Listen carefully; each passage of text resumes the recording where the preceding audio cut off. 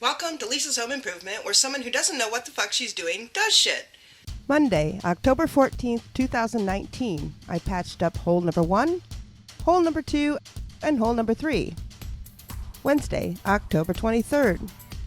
It was now time for hole number 4. Yes, my trailer was really puking its guts out, and the first step was to clean up that mess. Once I finished that, it was time to prepare the underbelly and insulation. It was starting to rain, so I did that part inside and waited until I had another day off when it wasn't raining. That day was Monday, October 28th, 2 weeks after I patched up the first 3 holes.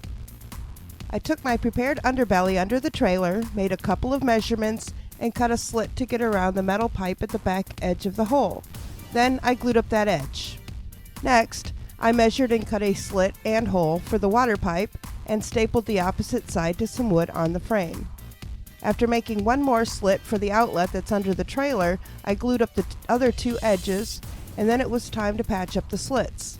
I tried a bit of underbelly tape, but it just wasn't as strong as gluing more underbelly material with my 3M90 adhesive, so that's what I did.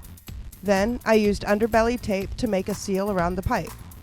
There, all better. Now for the pipe. For that, I used fiberglass pipe wrap, plastic sheeting, and the HVAC tape I had on hand when I made the heat duct for the bathroom. It's water resistant and sure beats that electrical tape someone had on there before.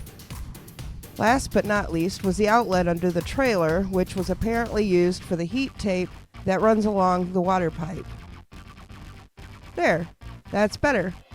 At some point during this project, I discovered another issue to take care of before winter.